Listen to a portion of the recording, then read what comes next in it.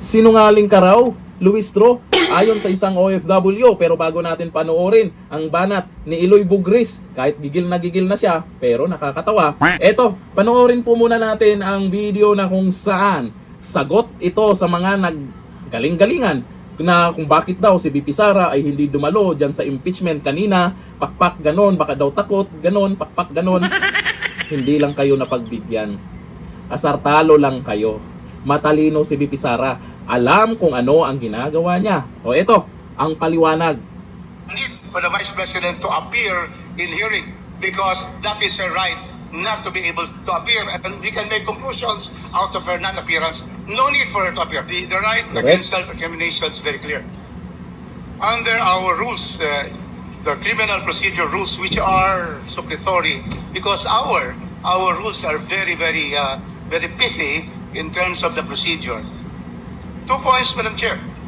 The respondent has the right not to appear, and therefore she does not need to be present, because that is the right of a respondent akin to a accused in a criminal case, as decided in the cases, Madam Chair.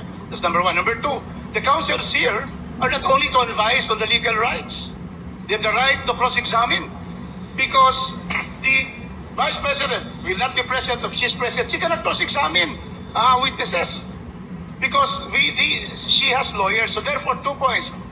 The rule that requires that lawyers can only, the participation is only to advise the legal rights of the witness is on the rules on the investigation in aid of legislation. That is expressly found in the rules in aid of legislation, the hearings. But it is not found in our rules. I've been reading our rules of procedure. There's nothing here that limits it to only advising. Therefore, in an adversary proceeding like this, we have to therefore hear the counsels if they wish to be present, but if not, then that is also the lookout of the respondent. But I believe that we should be clear in our rules that the presence of counsel of the respondent has the right to cross-examine directly the witnesses for the complainants. And secondly, there is no need for the Vice President to appear in hearing, because that is her right not to be able to appear, and we can make conclusions out of her non-appearance. No need for her to appear. O ano ka ngayon, Luis Tro? Di nga.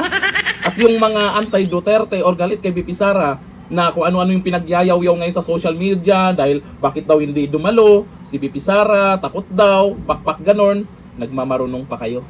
Alam naman natin na maraming buhaya dyan. Tama lang, kung gusto nyo ipa-impeach sa Kamara, di go.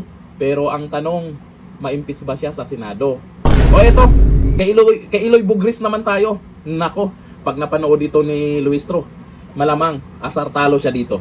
O eto ang video. Nanaginip ka, Luis Tro? Ang sabi mo pa sa mga bangko na huwag respetuhin ang bank secrecy law. Ano nga ang sabi mo? Makukulong mapili sila. Susundin ang gusto namin na bubuksan ang bank account ni Sara? Or makukulong sila? Yun ang sabi mo! Huwag respetuhin ang konstitusyon! Ayan. Pinasihiloy ka! Ang gusto mo komunista! Gagawin mo kami mga Pilipino ay buhay! Ikaw ni nagsasalita, ang pinasihiloy ka! Lahat na kasinungalingan, ginaganon-ganon mo kami ng mga Pilipino! Nananaginip ka, Luis Tro? Ang sabi mo pa sa mga bangko na huwag respetuhin ang bank secrecy law. Ano nga ang sabi mo? Makukulong mapili sila. Susundin ang gusto namin na bubuksan ang bank account ni Sara? Or makukulong sila? Yun ang sabi mo! Sinungaling ka raw, Luis Tro. Sa bagay, intindihin na po natin tong mga to. Talagang hahanap ng paraan paano mapa-impeach si VP Sara. Alam naman natin na maraming buhaya dyan. Kung talaga namang gusto nyong i-impeach si VP Sara dyan, wala namang problema dyan. At inaasahan naman ng iba yan.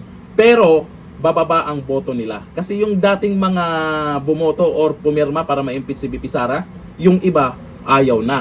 Kaya kahit makakuha sila ng tamang numero para ma-impeach si VP Sara sa Kamara, pagdating sa Senado, nga.